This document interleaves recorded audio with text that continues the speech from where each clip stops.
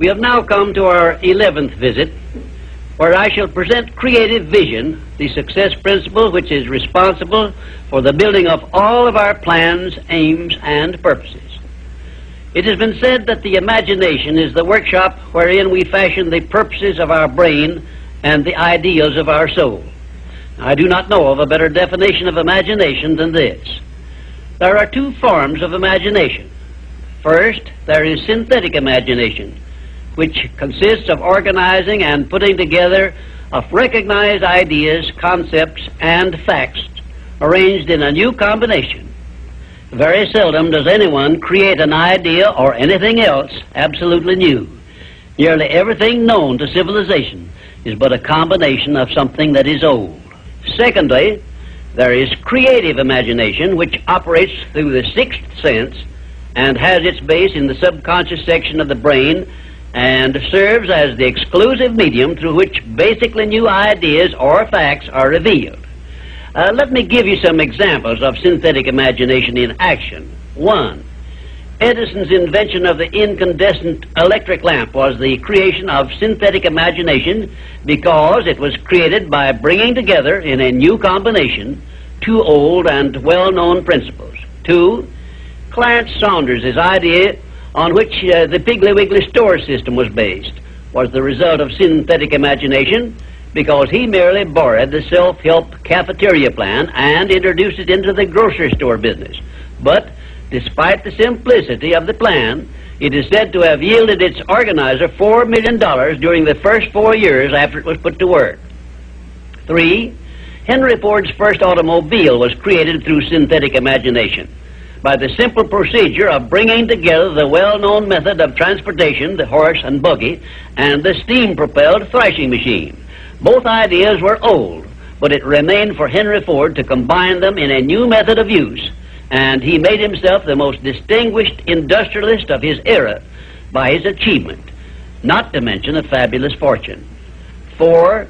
The man who dipped a hunk of ice cream in chocolate, placed a stick in it for a handle, and called it Eskimo pie, used synthetic imagination and started a new industry which still has a widespread outlet and grosses annually a huge sum.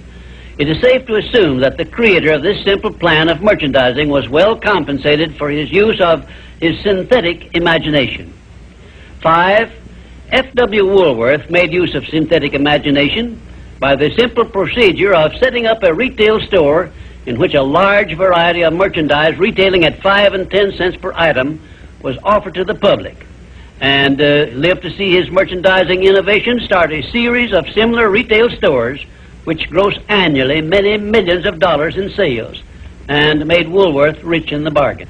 Now, I shall give you some examples of creative imagination. 1.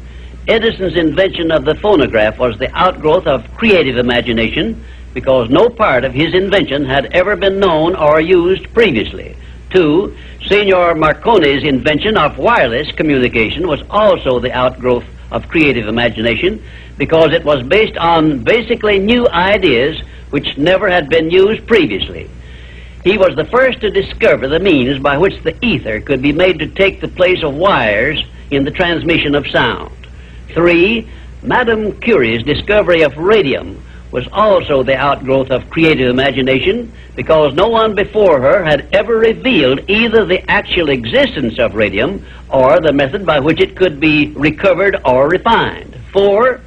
Wilbur and Orville Wright's perfection of the modern airplane was partly the result of creative imagination and partly the result of synthetic imagination, because others previous to their time had discovered some of the ideas they used successfully, but they were the first to coordinate those ideas, so they worked. 5. Robert G. Letourneau made effective use of creative imagination by building heavy dirt-removing machinery, which involved ideas never before used, although he was practically unskilled in engineering and had very little schooling of any kind. I worked with Mr. Letourneau for a year and a half, during which I saw him in action many times when he was drawing entirely upon the faculty of creative imagination and receiving his ideas from sources outside of his own immediate education or knowledge. And right here, in case you have not already recognized the fact, I am bringing you very near the point where people sometimes tune in on their creative imagination and come up with ideas which benefit great numbers of people and make themselves popular and rich. I am going to give you these suggestions solely as inspiration intended to introduce you to your faculty of creative imagination. All the good ideas have been used up, did I hear you say? Quite to the contrary, the best ideas are yet to be revealed and put into service of mankind. There are no more opportunities to become rich, did I hear you say?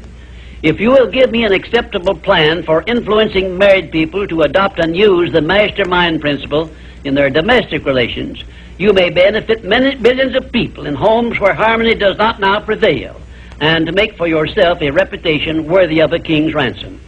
If you have a better idea or plan for the use of salesmen in any field of selling, your idea may help millions of salesmen to increase their incomes and bring you a reward worthy of the value of your idea. I am still talking to you about exercising your faculty of imagination, but I am limited as to the number of ideas I can give you in so short a time. But I will give you some more useful ideas in my next visit. Imagination is a trait which becomes alert only by constant action based on the success principles I have described in these visits. You are the one who must supply this action.